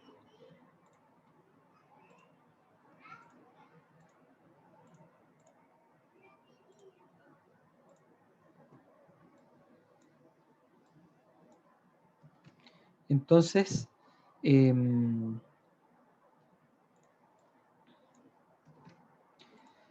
esto es lo que ocurre. Miren qué bonita esta imagen. Me produje. La persona que está esperanzada ve el bien arduo, ¿cierto? Que, por ejemplo, llegar a la cumbre. Se imagina allá arriba, ¿cierto? O adelgazar, tocar una canción difícil, subir un cerro, lograr una relación de pareja estable. Es muy arduo. Criar un hijo, porque hacer un hijo no es tan difícil, pero criarlo, ¿cierto? Etcétera, etcétera. Son bienes arduos. Entonces, cuando una persona ve este bien arduo, se ve este desafío, ¿cierto? La esperanza hace sentir el bien arduo como un desafío motivador, ¿cierto? El esperanzado le dicen, oye, es muy difícil subir un cerro. Sí, ¿por qué es difícil? No, porque hay que cansarse, porque es lejos. Ah, mira, es lejos, qué interesante. No, porque uno, no sé, tiene que estar en la naturaleza. Ah, la naturaleza, mira.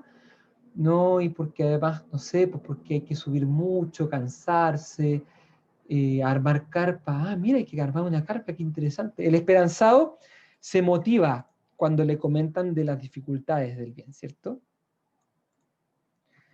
Y el esperanzado, cuando ve este bien arduo como desafío motivante o motivador, surge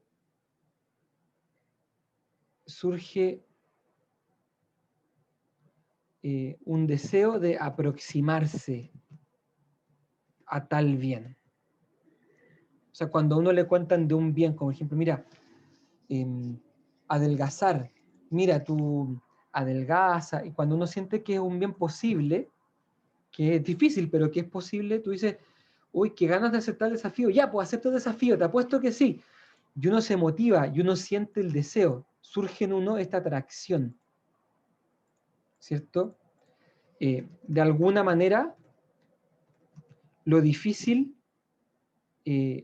aumenta el atractivo del bien, ¿cierto? Es como, mientras más difícil me dicen que es, más interesante porque más me imagino haciéndolo y mayor la satisfacción, ¿cierto? Uno se imagina la satisfacción de un bien arduo, ¿cierto? Que es más la satisfacción de un bien que me costó conseguir a un bien que me fue demasiado fácil, ¿cierto? Uno se puede emocionar cuando consigue comprar su casa, ¿cierto? Pero comprarse un chocolate en la esquina no te da tanta satisfacción, ¿cierto? Entonces, efectivamente, la esperanza hace hace que uno se aproxime al bien.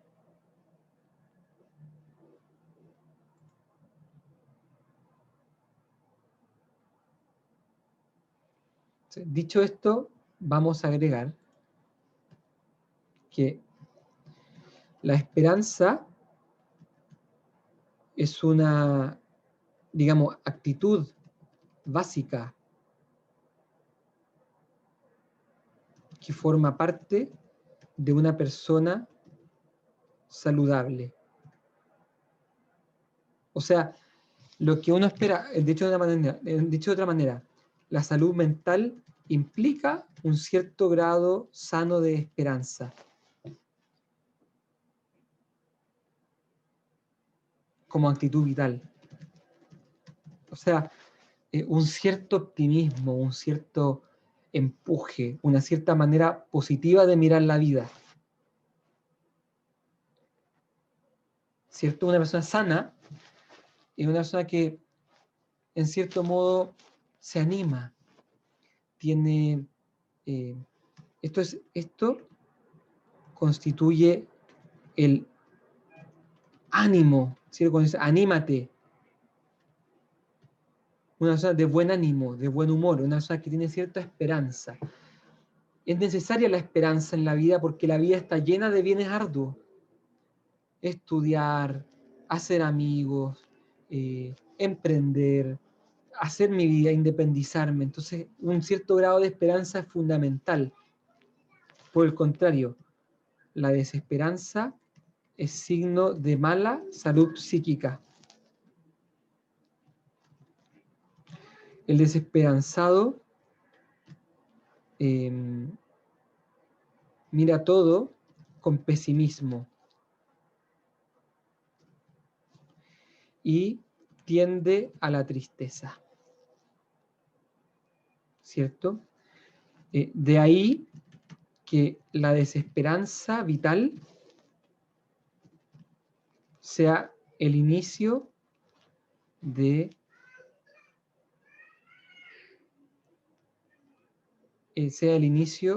un trastorno depresivo.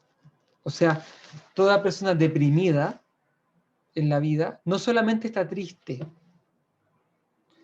sino que además ve el futuro negro. O digamos al revés, como ve el futuro negro, se siente triste.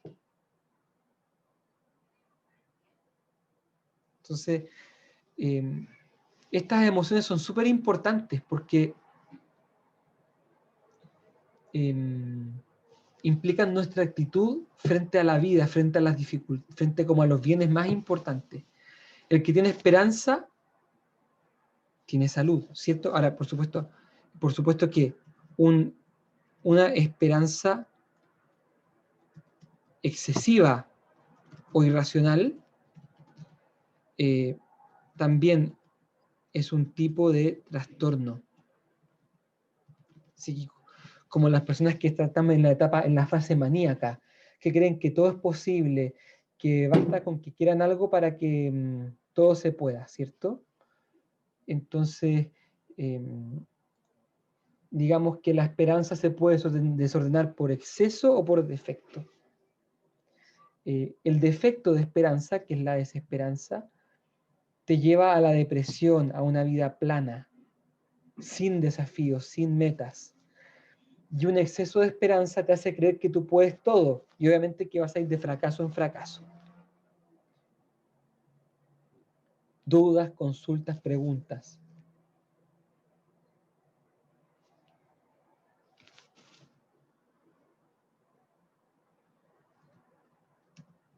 ¿Con qué podemos conectar la esperanza? La esperanza, a ver,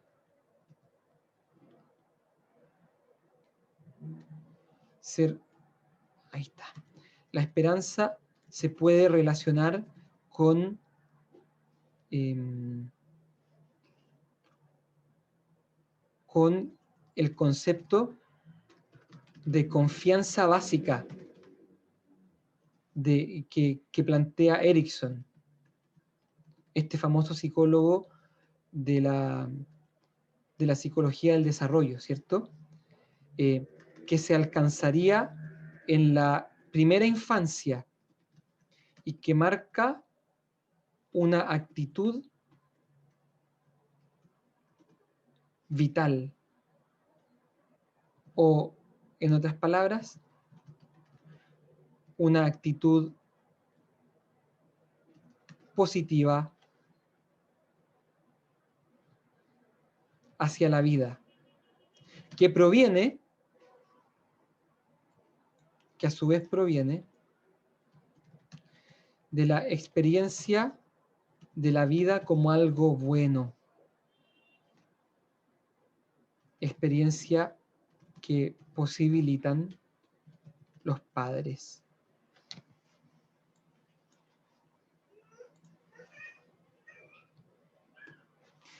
De ahí la importancia de las primeras experiencias vitales para que una persona tenga una actitud esperanzada hacia la vida. Cuando un bebé percibe que la vida es buena, porque hay más placer que displacer, porque hay más leche que angustia, etc., el niño va forjándose un experimentum de la vida positivo, esperanzado. ¿Se entiende? Entonces, es importante hacer esta ligazón porque la esperanza, digamos, es una emoción que se cultiva desde la primera infancia, ¿cierto? Y cuando una persona no la trae desde la primera infancia es mucho más difícil trabajarla en la terapia. No es imposible, pero es más difícil. Y lo último sobre la esperanza, de ahí que la esperanza sea la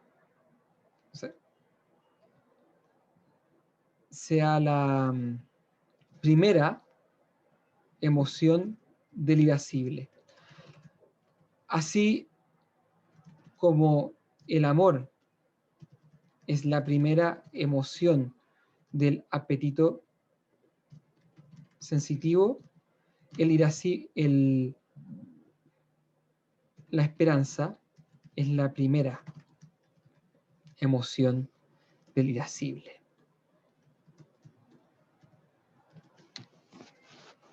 O sea, el irascible parte siempre mirando al bien y viendo si acaso es posible o no es posible obtenerlo.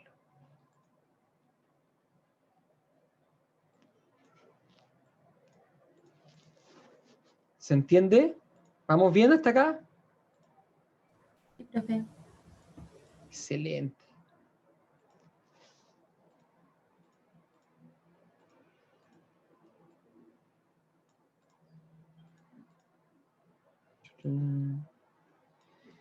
Vamos a contrastar ahora la esperanza con la desesperanza.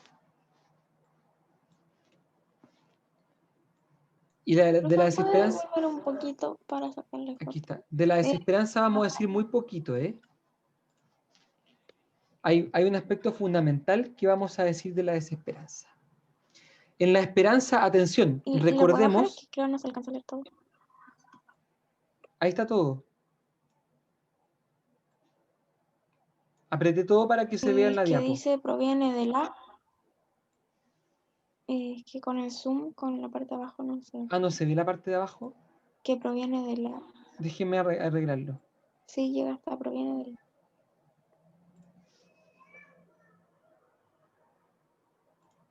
¿Lo ves ahora?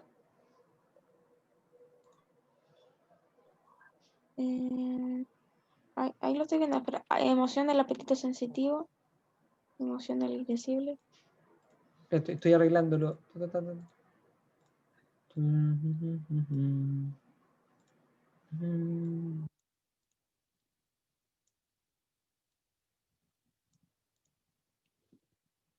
Ahí sí.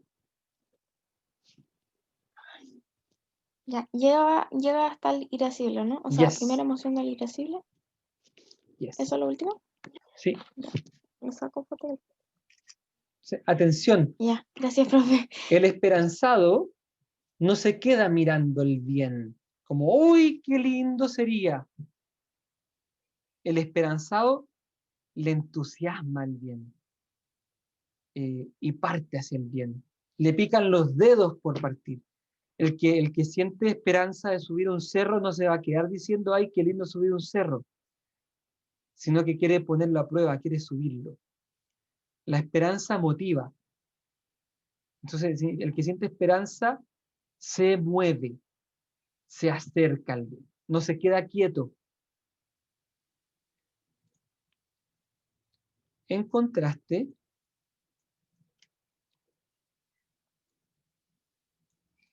el desesperanzado repele el bien. Y aquí pasa una cosa increíble, porque el desesperanzado ve el bien, igual que el esperanzado. Acuérdense que la desesperanza, a ver, vamos a ponerlo acá. Desesperanza. Objeto de la desesperanza, ¿cuál es?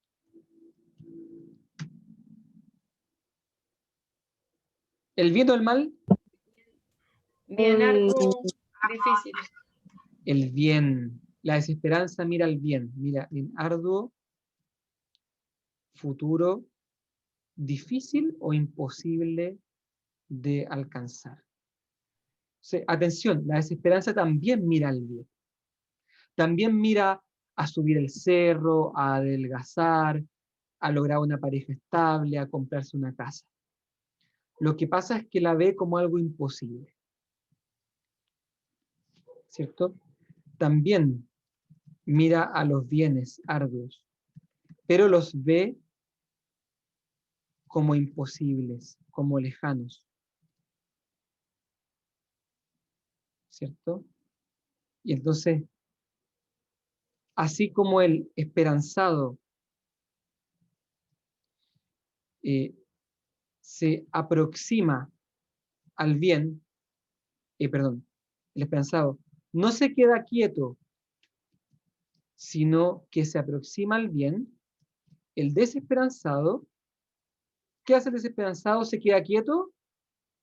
¿Se queda mirando el bien que no logró? ¿Se queda mirando ese bien imposible?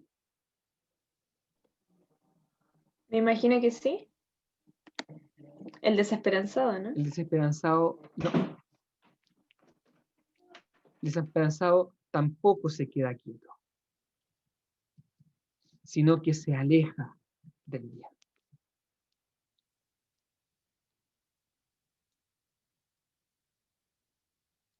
Esto es súper importante. El desesperanzado, por ejemplo, imagínate que este quería ser basquetbolista. Trató de ser basquetbolista. Se metió a un taller de basquetbol.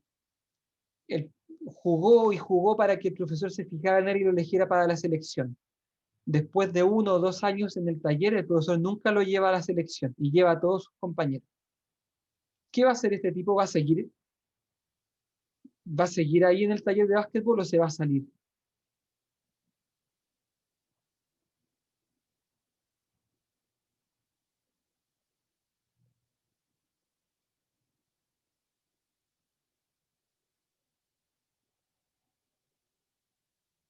Los dejé callados. ¿Se sale o no se sale? ¿Sigue en el taller?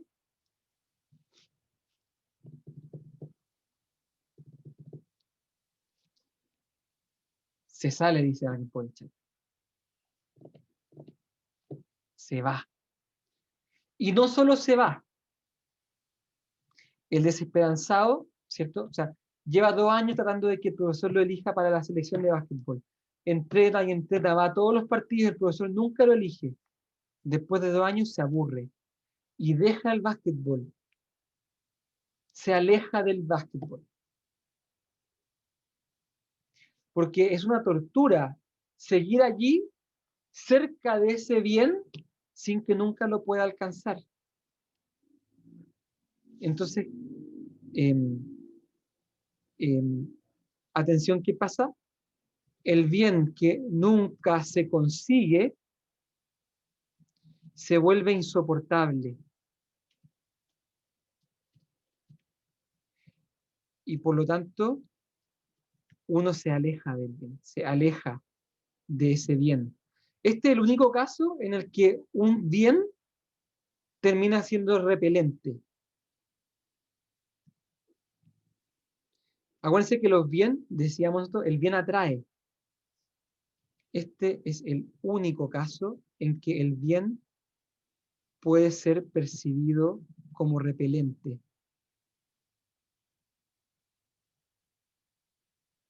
¿Cierto? O sea, yo soñaba con ser basquetbolista, pero después de que nunca me eligieron, yo termino, no solamente me salgo del básquetbol, sino que ahora ya no quiero ver los partidos de básquetbol.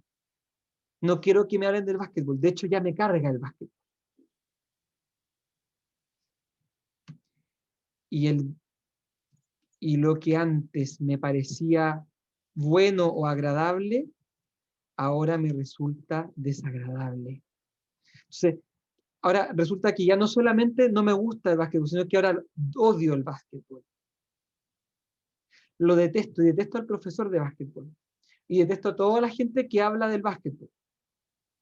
Y empiezo a decir, qué tonta la gente que hace deporte. Cabeza de balón. ¿Me explico?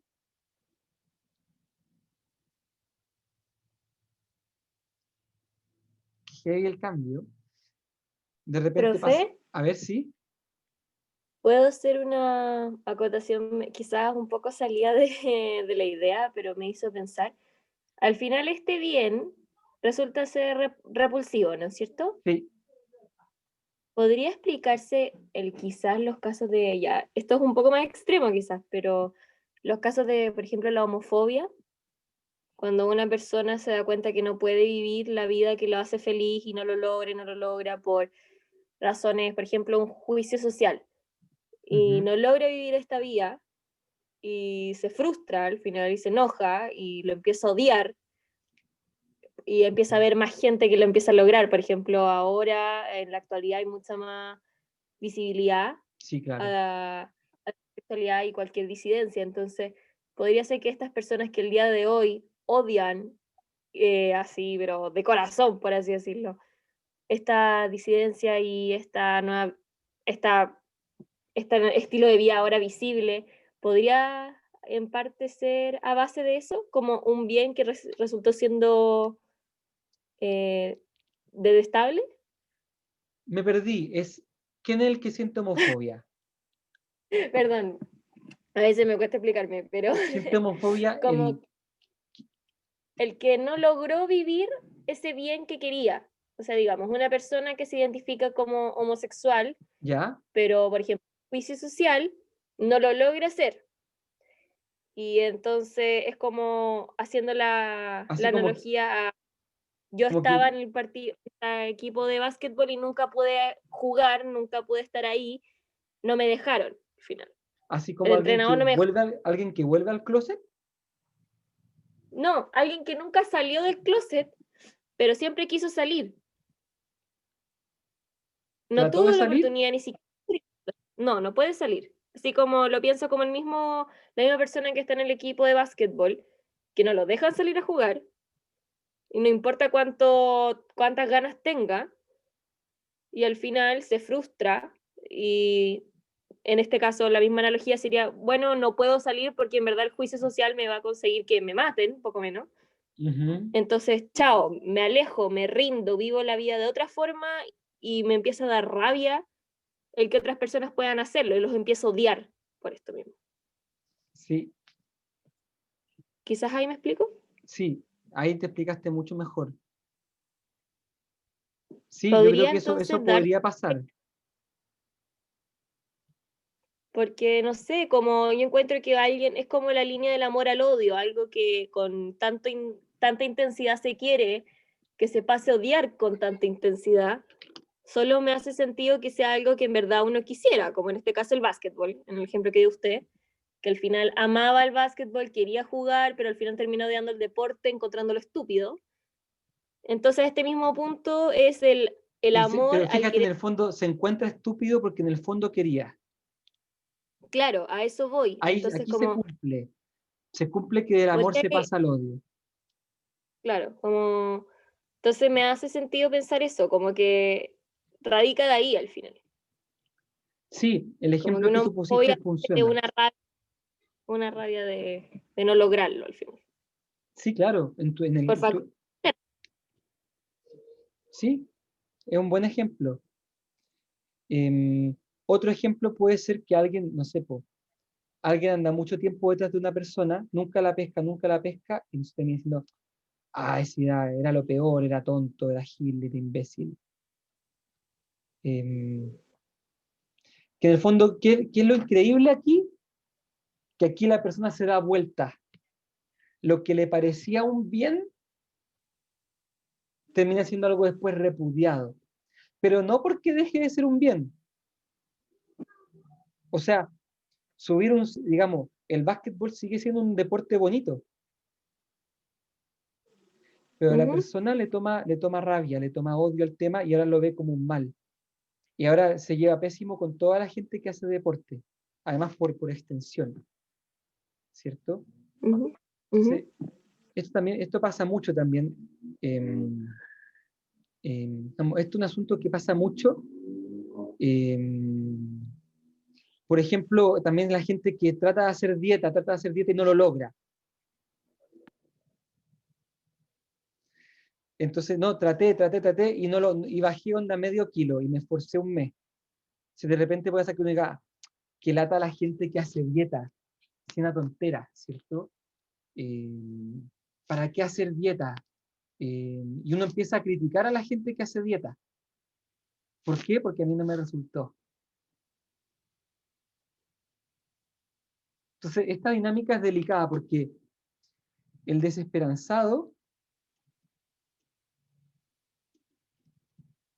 en vez de asumir su fracaso, muchas veces prefiere inconscientemente teñir lo que aquello a lo que aspiraba como algo malo. Esto es como una especie de mecanismo de defensa, ¿cierto? Por ejemplo, no llegué a la cumbre del Everest, entonces digo, ¿para qué subí el Everest? Tontería, si cualquiera sube el Everest. Hay cosas más importantes que subir el Everest. Me ha tocado a mí conocer mucha gente que, por ejemplo, creía en el matrimonio, que se casó y tuvo un pésimo matrimonio. Pésimo, pésimo. Después de eso dicen que el matrimonio no sirve para nada, que el matrimonio es una cosa tonta, que en realidad no debería existir, que mejor convivir y punto, que el matrimonio es tontería, que es un contrato social, que es un puro compromiso, por ejemplo. Y claramente su visión negativa del matrimonio proviene de su mala experiencia con el matrimonio. Hay casos en que es así. No estoy diciendo que toda la gente que tenga mala idea del matrimonio sea por esto, pero muchas veces la gente detesta el matrimonio por haber tenido una mala experiencia con el matrimonio. ¿Se entiende? O a veces hay gente que odia la idea de la familia. ¿Por qué? Porque tuvo una mala experiencia de familia. Entonces, termina repeliendo el bien. ¿Se entiende la dinámica? Esto es súper importante y explica mucho por qué algunas personas cambian tanto su postura frente a algunas cosas. La mayoría de las veces es porque tuvo una mala experiencia, porque no le resultó. Entonces, en vez de quedarse mirando, ay, si era bonito casarse, prefieren decir que el matrimonio no sirve, que es tonto casarse, por ejemplo. Sí, aquí se perdió toda esperanza. Y es preferible muchas veces por orgullo decir que ese bien no sirve de nada que asumir que uno fracasó simplemente. Que quizás sea lo más honesto, decir, yo sé que el matrimonio es algo bueno, pero a mí no me resultó nomás, pero lo sigo recomendando. Que puede ser también que alguien logre hacerlo. La mayoría de las veces uno termina tiñendo de malo, así como uno dice, mi ex me cagó, era tonto, no sé qué, en vez de reconocer que quizás simplemente no funcionó. Sí, estamos en la ¿Profe? hora, chicos. Díganme. ¿Esto puede como revertirse? ¿Pasar de la desesperanza a nuevamente la esperanza? Yo creo que se puede revertir si es que tú logras descubrir que en realidad tu rechazo hacia ese bien proviene más bien de haber fracasado que del hecho que eso en realidad sea un mal. Pero para eso tienes que hacer terapia, tienes que ser humilde, morir a tu orgullo, asumir la verdad, reconocer que fracasaste, pero reconocer que puedes seguir adelante, ¿cierto? Es difícil, es arduo hacer este proceso de mirar las cosas bien. Sí, también pasa con algunas, como dicen en el chat, a alguien le pasa con algunas personas que dicen, la vida no sirve para nada, ¿para qué vivir? Es una tontera vivir. Eh, porque justamente la vida no les resultó. Entonces, atención, la desesperanza no solamente es decir, no voy a poder hacer algo, sino que más profundamente me lleva a mí de alejarme de ese bien y tomarle mal al bien. Termino yo mirando el bien como, sintiendo las cosas buenas como que si fuesen malas. De aquí también que mucha gente que ha tenido fracaso amoroso diga que las películas, de amor son tontas, son demasiado azucaradas, por ejemplo. Son muy cursi. A veces uno puede sentir que el amor es cursi porque uno ha tenido un fracaso antes. Bien, y con esto hemos visto esperanza, desesperanza. El desesperanzado no se queda ahí mirando, sino que se va. Estimados alumnos, vamos a buen trecho. Hay un trabajo grupal. Yo les voy a mandar por mail hoy día las bases del trabajo. Ustedes tienen que crear un caso clínico. Voy a parar la grabación.